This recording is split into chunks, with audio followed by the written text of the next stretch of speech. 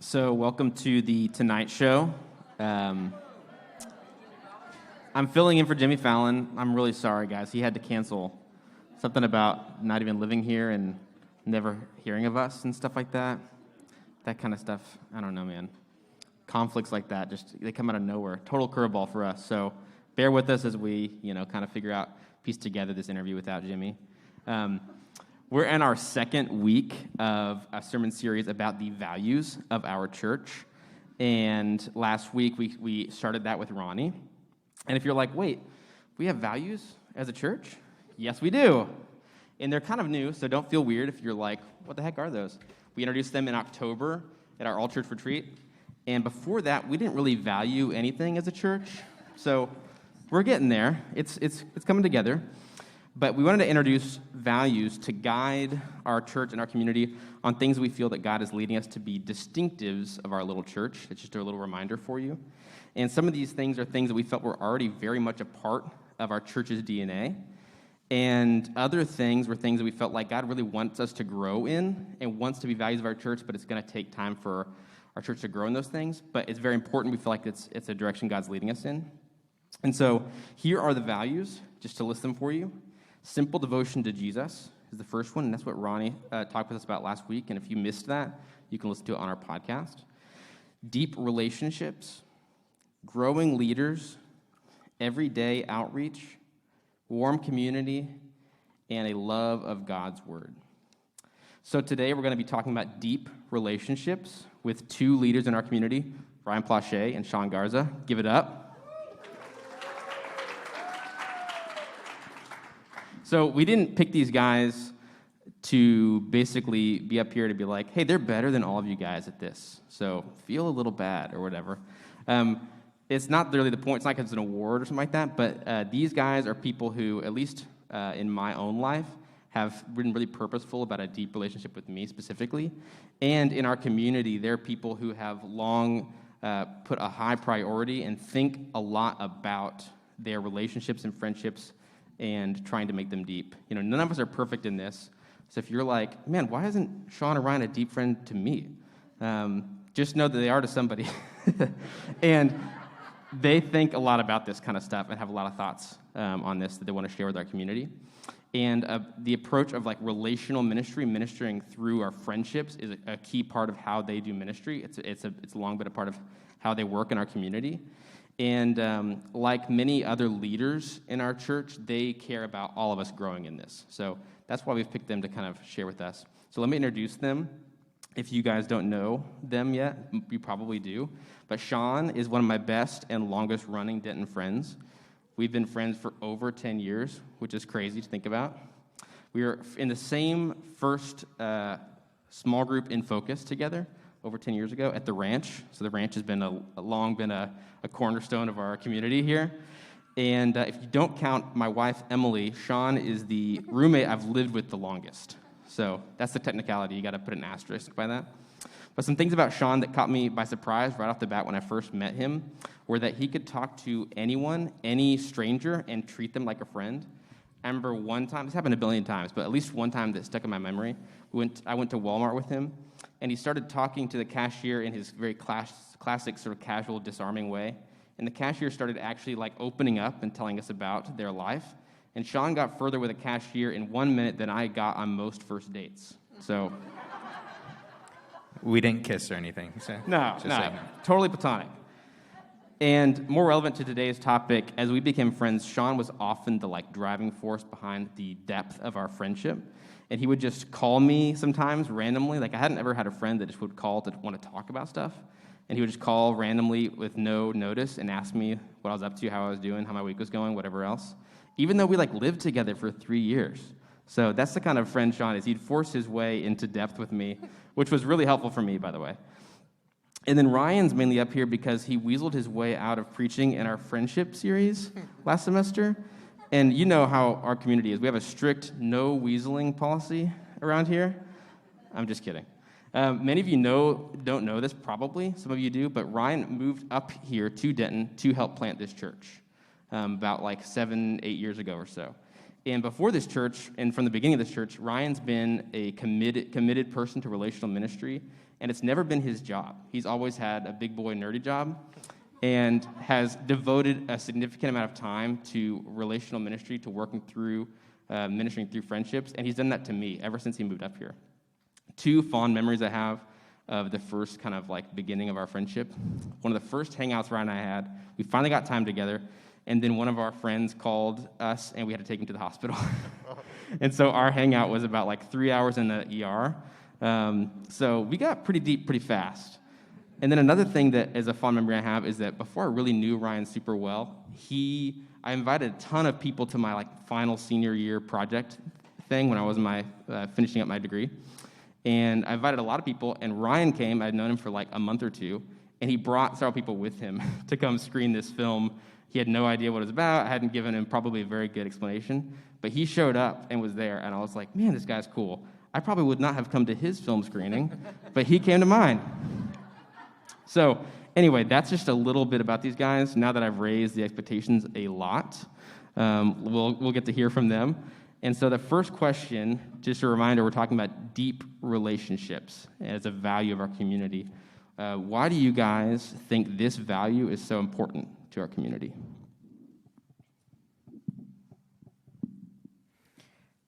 I was going to let Ryan go first because he's got a novel written, so I felt he was more prepared.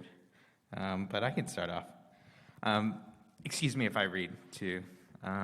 But yeah, I just wrote down that I think if we just look at the model Christ has set for us, how he calls us friends, and he just shows us what love and friendship is, it's obviously a value that is important to him.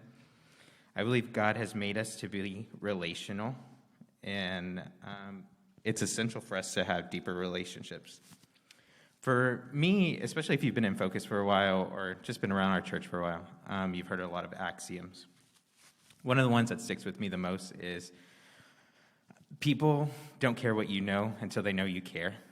And I think that's really important. It's something that's stuck with me for, I don't know, like 12 years, just that sentence. I believe that in order to speak and to minister into people's lives, you have to show that you care about them at an individual level versus just like this broad, oh, I like you, I know you, here's what I think about your life in this instance. You actually have to have these deep relationships in order to speak into people's lives. And I touched on this earlier. I said that God has designed us to be relational. If you look even just in the beginning of the Bible, where it says like it isn't good for man to be alone, or how the first church was of one heart and one mind, and how they shared life together.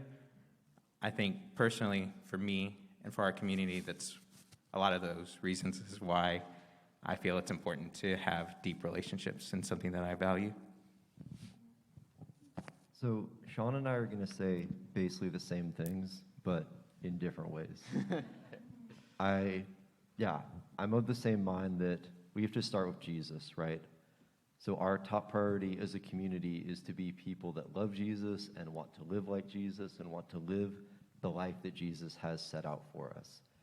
And everything we look at, everything we do has to come through this lens. If we don't start with that foundation, we're going to get things wrong, and we're going to do things for the wrong reasons. So we have to start with Jesus, and everything else will fall out of the life that Jesus is calling us to. So we look at the commands that Jesus gave us, like love one another as I have loved you. And Jesus loved people in a lot of different ways, but always in the context of relationships. Some shallow, some deep, which means that we can have shallow and deep friendships, like neither are good or bad. Jesus did a little of both. And by following his example of how he loved people, we see he had friends, he loved those friends. He built these deep friendships, so we are called to do the same thing. I want to give a kind of a throwback to Shayla and Darby's sermon, where they talked about this idea of friendship or relationships as a garden. And I think this is like a really cool metaphor for thinking about relationships and the role that they play in our community and in our life and the things that come out of them. So if each relationship is a garden, and then the work that we do in these gardens is working out the one another passages, the one another commands that were given in the Bible. So loving one another, encouraging, rebuking, confessing our sin, serving one another, praying with one another. The list goes on. And in reality, all of life, I think, falls underneath these one another passages, that we are doing things with one another in obedience to God, in love with one another. So as we do these things in this garden that we're building of relationship, we get fruit that comes out. And this is like the fruit of the Spirit. And even at a broader sense, this is like, I imagine this is the life to the fullest that Jesus is promising us. And this is the streams of living water that Jesus promised would flow out of us. And as we're building these gardens with people, as we're working out these one another passages with each other, we're creating places where this fruit is born and these rivers of life are flowing out. And they're flowing out to each other and to the people in our community and the people in our families and in our workplaces. So these deep friendships, as we build them, as we cultivate them, they become sources of life for everyone around us. And I really believe this is part of the plan that God has for bringing new life to our earth, is creating these deep relationships between us and really sending His Spirit there and His Spirit bearing this fruit. And I think that's part of the vision of our community, right? We want to make mature disciples to the glory of God. And the glory of God is that His new life is seen on this earth. And these relationships are a very practical way that we can facilitate that and create space for God to birth this new life around us. A lot of what they both just said is predicated on another axiom, too, that we've said a lot, which is one-on-one is how it's done. Obviously, that doesn't go into all the details and kind of heart behind the things that they just shared. Do a lot better at that. But just know that when we say things like deep relationships, that's one of the axioms that we want tied in, that the way we employ a lot of the things that they just said is one-on-one. To be able to do one another is to, the one another passages is to think about each of your friends as a one-on-one relationship between you and them, to think about those friendships as a garden. It's okay, obviously, to hang out with each other and in groups and stuff like that, but if we're not purposeful in a one-on-one type of mindset, then it's hard to actually grow those kinds of gardens and cultivate those friendships in that way. Those are really good thoughts, guys. Thank you all. The next question I have for y'all is, when you think about shallow relationships versus deep relationships, what are the key differences in your minds? So when I think of shallow versus deep relationships, I think the first thing that we have to set out is that this is not like an apples versus oranges type thing. This is not like, well, if I want deep relationships, I need to get rid of all my shallow relationships. I don't think that's it. I think of it more as like a progression or a spectrum where shallow relationships are on one side and deep relationships are on the other side, and God is at work across the whole spectrum, and it's all good, and there's a lot of hope that our shallow relationships can become more deep, but even if they don't, that God is working in them, and that's good news. So if you feel like all your relationships are shallow, that's okay. The good news is that God can still work in that, and He can still move your relationships to be deeper. So don't feel like you need to just abandon them all. When I think of what I would call a deep relationship, the way that I'm going to frame it is that all relationships are built around a goal or a mission or something that we're doing, some common thing. And the depth of your relationship with someone is proportionate to the size or impact of the mission or thing that your relationship is about. So on the really shallow end, you might have a relationship with someone where it's comprised of a single brown bag meeting, and that's all that you've done with this person. So your relationship started and ended, when you went to Whataburger with them, and that meal, that was the extent of your relationship. So that would be probably fairly shallow. Or perhaps a coworker that you've known for years, But the extent of your relationship is you're having conversations to just pass the time at work. They're not really going anywhere. You're not really like producing anything. You're just kind of like passing the time or like extinguishing your boredom with that relationship. So I would also call that like a shallower relationship. Then on the other end, in my mind, my vision of like a really deep relationship is one where we have some mission, which in the context of this community, that mission would be like, all right, we are like working together to follow Jesus. We are trying to figure out what the Jesus life is like. And not just now, like we are together looking into the future, like what does it look like to raise a family as people that follow Jesus? What does it look like to grow old as people that follow Jesus? What does it look like to die well as people that follow Jesus? So together, we're asking these questions, and we're figuring out together how are we going to do this. We're not like independently thinking these thoughts, but together we are, working on this mission and trying to figure out how do we get there together. So like me and like N.T. Wright, we're not deep friends just because we have the same missions in life. Like we don't know each other. We're not working together to get there. But someone where we're talking on a regular basis and like we both know that we want this, and we both know that we want to be involved in each other getting there. In my mind, that is what creates a really deep relationship. We have this really far out, long-lasting vision, and like together, we're working on it, and together we are getting there. And of course, there's like, everything in between. This is a spectrum. So someone that you're in a small group with, like, cool, you're going to build a relationship over the period of that small group, and maybe it will end at the end of the small group, or at least it'll end consistently. Well, that will certainly be a lot deeper, or has the potential to be a lot deeper than someone you've met at one point. But the thing is, at the end of that small group, you have a choice. Like, you can choose to then make it deeper. You can choose to cast a deeper vision and go further. That's one of the really cool things about being a human, right? Is God has given us free will. He gives us a lot of latitude with these things.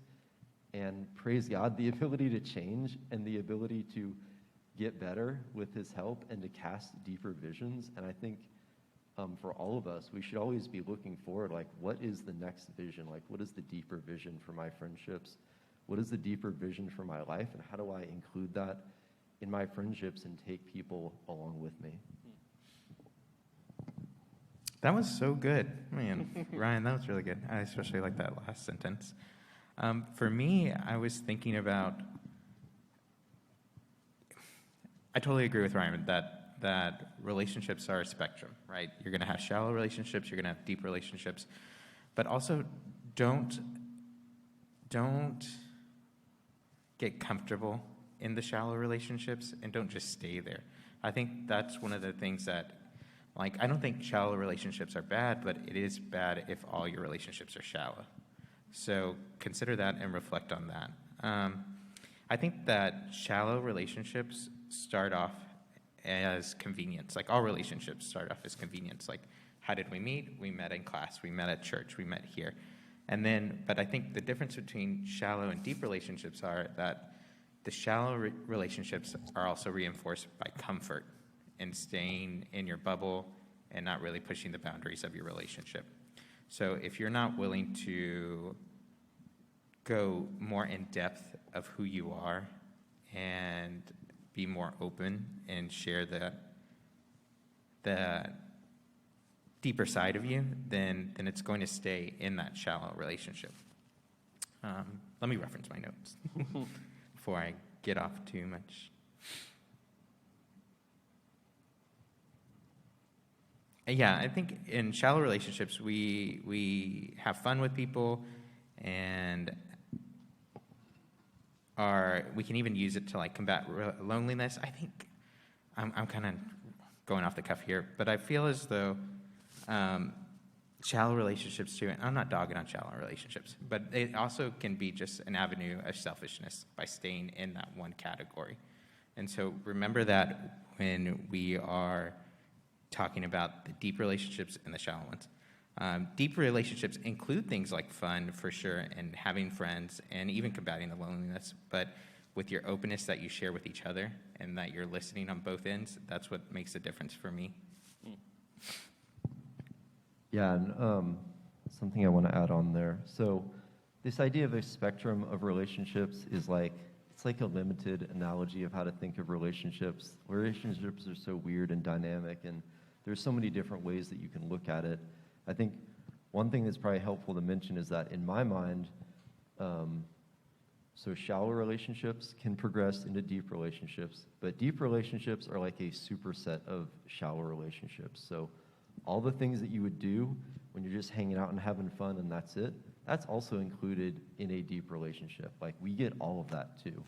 I think as we grow deeper with people, we are just like increasing the goodness of all the good things in the relationships. We're not like getting rid of that stuff and it's like, all right, it's like only serious business now. We're only strategizing about the future. Like, that's not it at all. Like, we get to keep all the good things and all the life-giving parts of relationships. They just become more and more of what they are meant to be. I think of this metaphor, it's like we go on this hike, and our hike is this friendship, right? And so as we climb, and our shallow relationship is the middle of the mountain. We're in this forest part, and it's beautiful, right? We're enjoying it, we're seeing it, the view's nice, but as we get to the summit and we see like the awesomeness view of it, that's the higher point that we had to work even harder to get to. But it still was everything, like Ryan said, everything led to that. And we still have that fun, we still do everything, but getting to put in that work and make our relationship more of what God intends it to be is what really pays off. Those are great thoughts. Two good news things that really stood out to me is what you were saying, Ryan, about it's really good news that we don't have to figure out how to follow Jesus alone. Amen. That we have the benefit of each other's experiences, each other's thoughts and stuff, that we get to help each other. That is huge, for sure. And then what Sean was saying about there's definitely the fun element, but then sometimes there's hard stuff, and we need to either we're the one that needs to like not be seeking what's only good for us, but we have to seek what's good for somebody else and help them through something hard in a friendship, or we need that. And that's another good news element of a deep friendship where when things are hard and there's a friend that can be there with us through that, or we can be that friend for somebody else. Those are two really good news things about deep friendships that stood out to me. Moving on to the next thing is, what are some deep relationships you guys have in our community, and what have you done to create and cultivate those friendships? Well, Josh already said himself for me, so I was hesitant. I got ahead of that. Yeah, I was hesitant. I was like, do I want to say that this guy's a really good friend of mine that I've cultivated for 10 years? And now you have to. And now I have to. I'm put on the spot. Not Josh. I'm just kidding. Yeah, but no, Josh and I have known each other for, since I was 20, so 11 plus years. And I remember we had a core together, and off the bat, we just set something up consistent. We're like, hey, let's meet consistently. And we were meeting at Bruce Hall, I think, for a little while. And it got too expensive for me because I wasn't in the dorms. And I was like, okay, let's just come over and we'll make food. And fun fact, Josh had never made eggs before.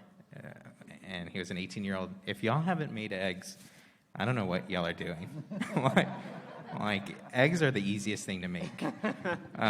We need to bring back those adulting classes to teach how to make eggs. But yeah, and so Josh is just one of a few that I feel as though, like Ryan Bristow or Tong Kiwasong, those relationships started based on location, right? We shared a space together and we built those relationships, but we set stuff consistent up. And then after we did the consistency, we really just shared life together and made ourselves known to each other. I think that's the important part that really helped cultivate the relationship. So it's being open with each other, hearing the hard times, being there for the good times. Like, that really helped grow it. I think, too, kind of what we've been saying this whole time, it's just realizing, too, it's not only just being deep with each other, but just doing everyday stuff together. Hey, you want to run an errand with me? Hey, do you want to learn how to cook eggs. Like these things led up to becoming closer and closer friends. So it's like I've met all their families, I love all their kids, and this is something that I feel like those three guys that I think of are my like second brothers, my second, third, fourth brothers, you know, so, well, fifth, sixth, seventh, I have like three other brothers in real life, so, but yeah, so I think really they invested in me. We had the foundation of Christ as well that really helped with that, and then it was just a mutual love and building of relationship with each other that really helped. This one was actually kind of hard for me to answer, not because I don't think I have deep friendships, but I started out with thinking like, all right, what is my vision for deep friendships? And then as I looked more into it, I was like, shoot, I have like nothing that reaches this like pinnacle of deep friendships. But I think that's okay. Like we all have room to grow in this area. We all have friendships that are deep to us. And there is like a standard, a far-reaching standard that we can all aspire to. And I hope to spend my whole life growing depth in friendships.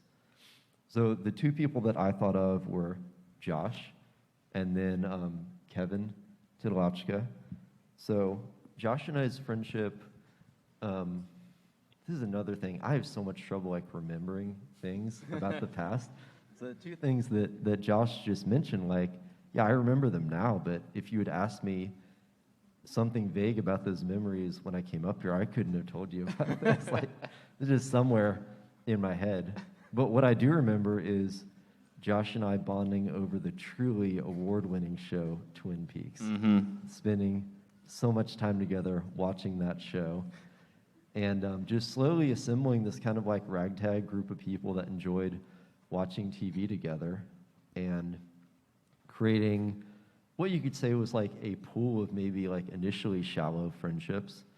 And what we found is that over time, the TV watching became less and less, and the conversations became more and more, and the like engagement in people's lives became more and more.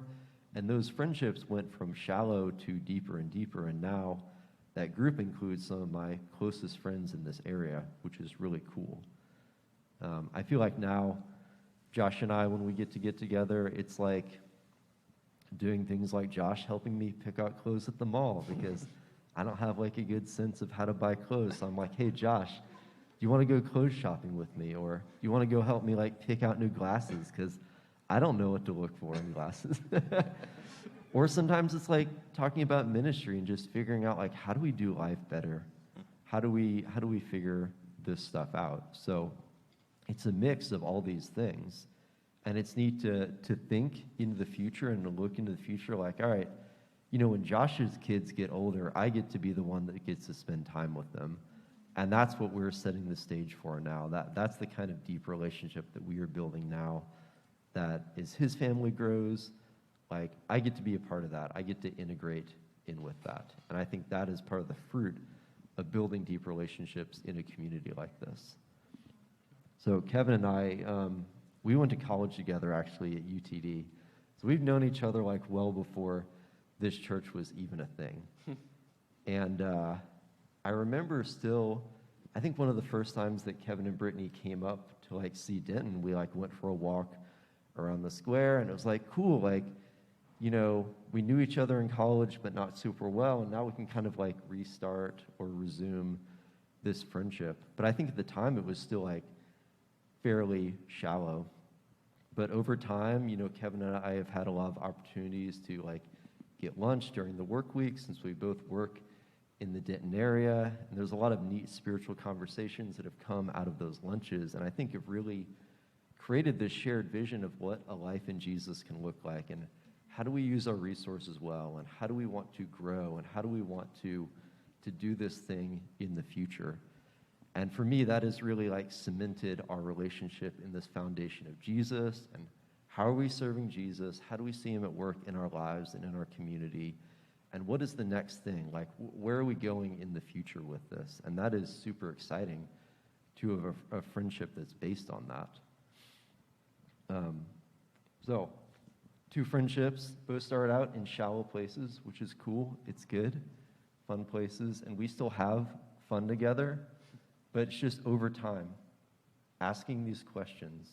And I think like a big part of this is like, if you don't have a vision for like your life in the future, and particularly in the context of like faith, if you don't have a vision for where Jesus is taking you in the future and what it's going to look like as you get older as a Christian, it's going to be really hard to like cast that vision in your friendships. So it's either like finding someone that you can catch that vision from and really building a relationship with them so that you guys can share that vision, but also spending the time on your own to develop a vision for your own life that you can then bring into your friendships and take those people with you. That's good advice. And I actually do know how to make eggs now, by the way, just FYI. So It took 10 years, guys. Mhm. He had to Yep. get married. She said, this is how you whisk them. Whisk. Yeah, exactly. Well, thanks, guys, for sharing that stuff. We're going to move on to a little bit more. You guys have been giving advice kind of as we've been going the whole time, pretty much. But I did want to ask, like, just what advice would you give someone who's been struggling to make deep relationships in our community? It's a more pointed question there. For me, I think, and maybe this is easier said than done, because this is something that I don't personally like. I'm not really anxious about relationships, but I know a lot of people are. So let me preface with that and say that it might be more difficult than I'm saying it is. But continue to put yourself out there. Continue to intentionally try to build relationships. And I think it's okay to, if you're like having these shallow relationships, to express explicitly like, hey, I would like our relationship to be deeper. And it's a two-way street to, be open and ask other people if they're willing to be open with you too, that you're wanting that and you desire that. So I think I'm done. Sorry. Too much. I think the first thing that I would say to like anyone in our community who feels like they're struggling to build deep relationships, I would probably first say like, I'm sorry that you're struggling with that. This is something our community values, and if you are struggling with it, then it is partially a failure on the part of our community. So I'm sorry that we fail you that way. On the other side of that, if there are a lot of people in our community struggling with this, then we cannot fix it without all those people like kind of taking a step forward and taking some ownership of this. And the reality is that if we all are taking ownership of this value, and if we are all putting our best work out at building deep relationships, then we are going to take care of each other. It's going to be taken care of. We all have to take ownership of this if we want everyone in our community to experience deep relationships, and if we want to experience deep relationships. This is something that we all have to figure out. How are we going to own this? How are we going to move forward with this? It can't just be like the staff or the leaders driving this. This is something that we all have to be doing. So on the more like practical-ish front, I don't know. My thoughts with this one are kind of all over the place. It's hard for me to get them wrangled together.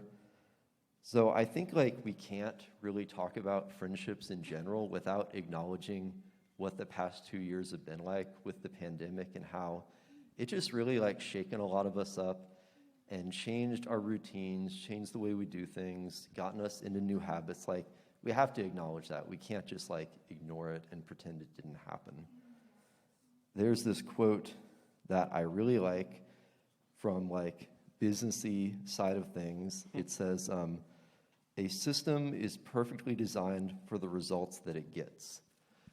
And I think we can use this to an extent to look at where we're at with friendships. We can look at our life, look at the environment that we're in, look at the actions that we've taken in the realm of friendship. And to some degree that we can say, all right, the friendships, the relationships I have now, they're the perfect result of the system of my life, of the environment of my life, of the actions that I've taken in my life, and the actions of other people around me. And praise the Lord, we're not robots, we're not just machines, right? So we can make changes. We can examine the system of our lives and figure out, what can I change? What do I have ownership over that I can change that will make an impact over my relationships and the way that they're growing and the way that they'll move forward in the future. But first we have to acknowledge this idea that where I'm at right now is a result of what's happened to me. It's a result of my past, and it's a result of the system of the world that I'm living in right now. We have to be able to see that if we want to be able to see the places where we need to make changes and make adjustments in order to build deeper relationships. So the first thing I would suggest is just thinking about where you're at, thinking about what have you been doing over the past couple years, and really trying to become aware of how has that affected your relationships, and what about that can you change that might change the way that you're building relationships or change the way that you are engaging in your current relationships. I think one area that I want to center in on is just our hobbies, our habits, the way we spend our free time. I think technology or entertainment can be an easy one to pick on, but really this can apply to anything that we're spending our free time on. I think we need to consider how these things, these hobbies, whatever they are, how they affect us and the way that we relate to other people. Yeah. And to say that they don't, to say that the way that I use my phone or the books that I choose to read or the activities I choose to do don't affect my relationships, I think it's a pretty, if you think that, I would humbly ask you to reconsider. There are billion-dollar advertising industries that are basically making bets that they can change your behavior through the activities that you do. So a lot of people believe this is true. If you think you're immune to it, then I would humbly ask you to reconsider that.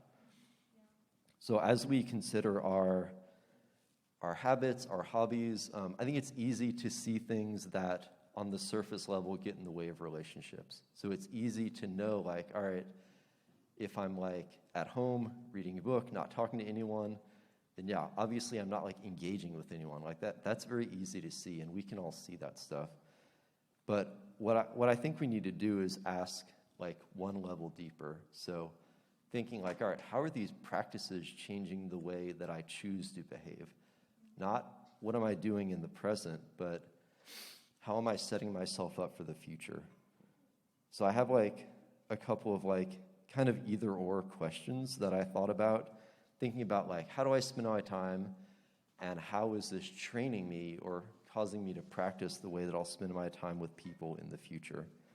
So as you think about what you're consuming, I think it's the best way to put it, the things that you're consuming, is your consumption making you more curious about people, or is it making you more cynical about people? And then, is your consumption making you more complacent with quick and easy consumption of shallow and fictitious realities, or is it preparing you for the hard work of contending with relationships with real other people? Sorry, that was a long one. So, is your consumption making you more complacent with the quick and easy consumption of shallow and fictitious realities? Or is your consumption preparing you for the hard work of contending with relationships with other people? And then, is your consumption is it numbing your desire for meaningful relationships? Or is it growing your desire for meaningful relationships? And then I think the last thing that I would say about this is that what I said at the very beginning, as we approach relationships, we have to look at where are we at with Jesus? How much time are we spending in the Gospels? How much time are we spending getting to know Jesus? Is he the lens through which we're seeing all these things? Are we really seeking Jesus' heart in friendship and in relationships? I feel every time I'm reading the Gospels, I'm wow, Jesus, you're crazy in the way that you related to people and just the kind of friendships that you built. I'm continually blown away thinking about the Last Supper and what Jesus did with his disciples, knowing that Judas was going to betray him and knowing that Peter was going to attempt to run away from him. But still, Jesus was so gracious to them, and these were the people that he chose to build relationships with. The expectations that Jesus sets, the standard for success, like what success even looks like in relationships with Jesus, it is so different than what we often are given in our world. And I think if we really want to build these deep relationships that are centered around him, we have to start with him and start with how did he build relationships? What was he going for? What was the goal here? They definitely weren't all easy. They definitely were not all successful by our measure of relationships. But I think we can all say that Jesus' life was a resounding success, right? It's the reason that we're here. So there is a reason why he chose to be friends with the people that he was friends with, even if those relationships failed him or really hurt him. He still chose to do those things and chose to act in a way that's very different than we often act in our relationships. So I think, if there's one thing, it's we need to go back to Jesus and look at how he did relationships and really study the way that he was with people.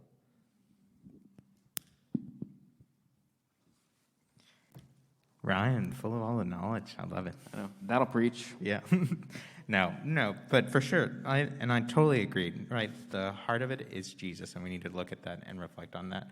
And some practical things that I wanted to say before we leave is that we have resources in our church. So vocalize, like Ryan was saying, right? Vocalize your loneliness or how you feel with relationships so that can be addressed. We have things like our LTGs, we have our cores, we have people who intentionally meet with other people. So just feel free to express that. And I know, like I said, that relationships can be anxiety-inducing for some people. And I get that to a degree, so I also don't want you to be discouraged if you feel this way. And this is a normal way for people to feel. So if you feel that, don't feel like you're the only one that does. And an encouragement to that, and we've been saying it, is that deep relationships take time. And it's that shallowness is the beginning. And it's not just we've said this already, but it's not just unloading on one another, and that qualifies you as a deep relationship. But it's everything. It's the friendship, it's the fun, it's the hard things, it's the good things. But it takes time. So be encouraged that we are here for you, and we want you to have these relationships. And we want you to have a stronger relationship with Christ and with each other. So just express that need for it. Yes. Yeah, and one of the things I know we talked about, we had an entire friendship series, last semester, and I realized that for some of you guys who are here for a lot of those, some of this might sound like a review or an echo or whatever, but we just want to make it super clear how important this is to our community. We don't want it to just be one sermon series we did one time about friendship and just kind of always tell you if you have a friendship problem or something like that to go listen to those sermons or whatever. And one thing I want to say, too, why this is such an important value is we talked about this in the friendship series, but what is a community, a large group of people, but the sort of sum, in a lot of ways, of its one-on-one relationships? If you have an entire community who has really poor one-on-one relationships, I can guarantee you that's not going to be a strong and very healthy community. It'll be a lot of somewhat acquaintances and strangers together.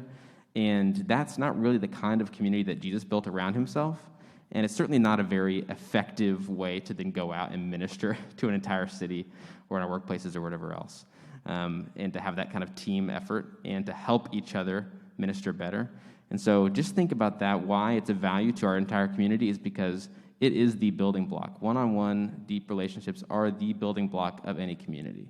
And so if we are all kind of in our own relationships doing a really good job cultivating, contending for those friendships, that over time builds a very healthy community, not just for our own selves to enjoy, but so that we can be a really effective group of people ministering and loving people the way Jesus commanded us to go out and to make and mature disciples that love and serve and share Jesus together. So Those are some of my closing thoughts. Do you guys have any last things you want to share with our community before we wrap up? I think I would echo the slow over time thing. So I think it was during the friendship sermon series, I feel like maybe I imagined this. I think I joked to Josh, like, all right, we'll see like in a couple years if this worked.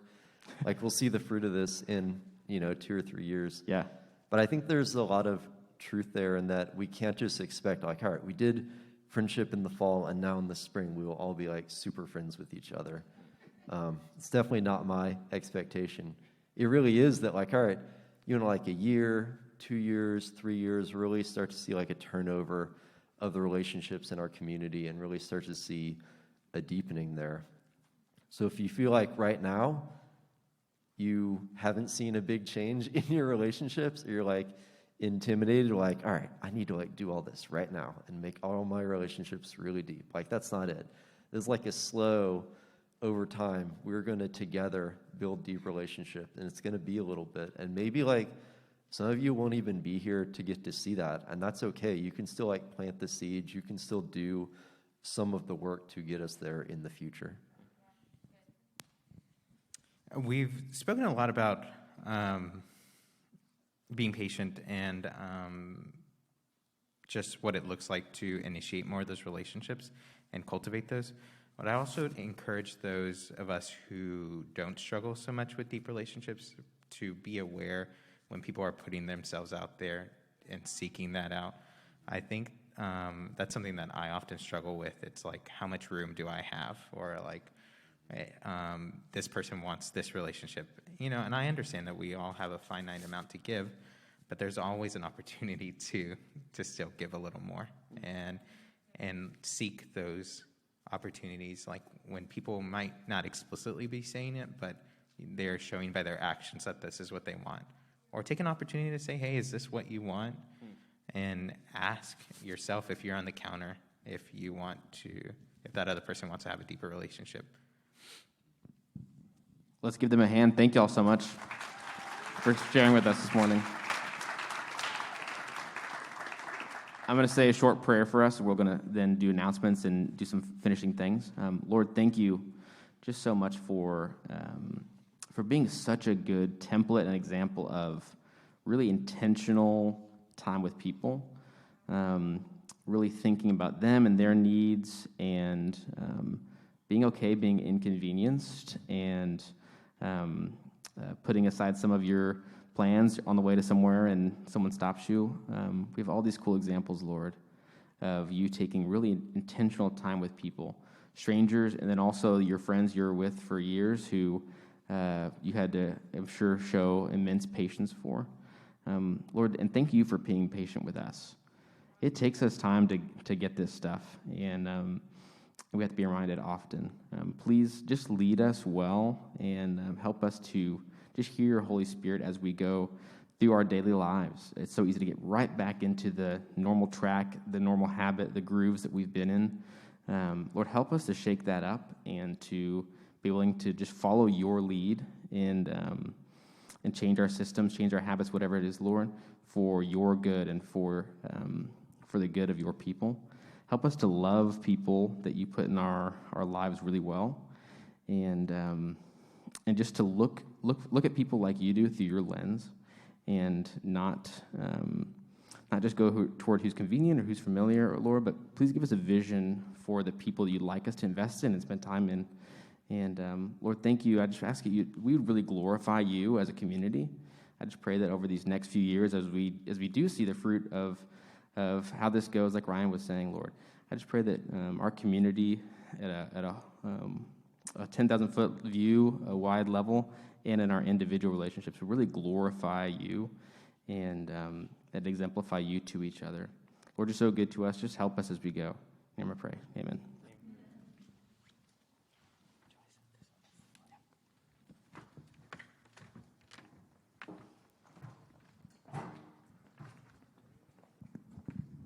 Okay, just give me your attention for a couple more minutes, and I want to tell you about a few things we have going on as a community.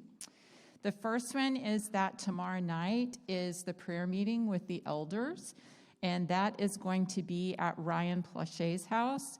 If you don't know his address and you need it, it's up here on the screen. If you forget it by the time it's tomorrow night, you can text me and I'll be happy to send it to you.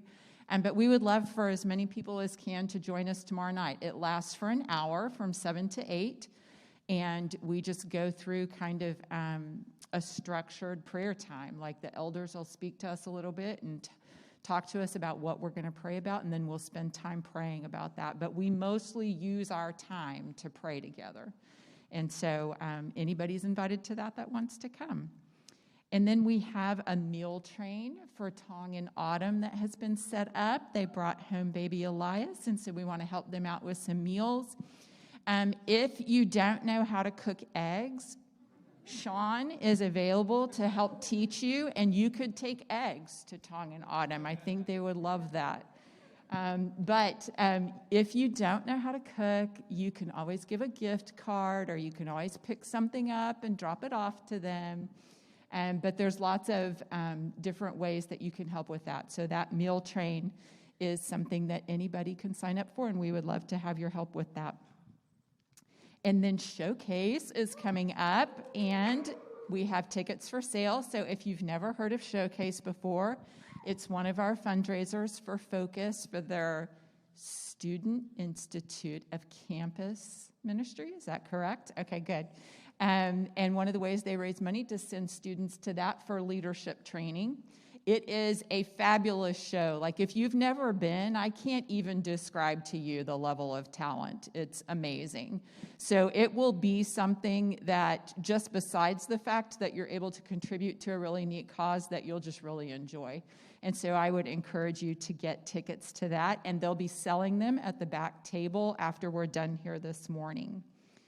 And then I just want to remind you about giving. You can set up your giving to be recurring, or you can set it up as a one-time gift. But one of the things I think about so much is how Jesus said that it's better to give than to receive. And giving obviously benefits the person or the organization that you're giving to. But in that statement Jesus made, it indicates that there's something that we receive from giving, that it's something that's good for us to do. And if you look throughout the Old Testament, you'll see that God gave the people times and opportunities to give. And it's something that we should all be participating in, and it's something that you're missing out on if you're not. So if you want to give to our church and to the things that we support here, to the values that you're hearing about on Sunday mornings, those shape the way that we use our money, then you can do that online. And then the last thing I wanted to say is, you may have noticed the last few weeks when you came in that we've changed the way that we're handing out communion cups. They're no longer on your seat, but there is going to be a table in the back with baskets, and you can just go by and pick up your communion cup when you come in each week. And feel free to take a couple of extras and hand out to somebody that's you see that doesn't have one as well. And then if you see any extras, which hopefully we're going to cut down on extras that way, you can always put them back at the back after we're done. All right, thank you for being here this morning. You guys have a great afternoon, and we'll see you next week.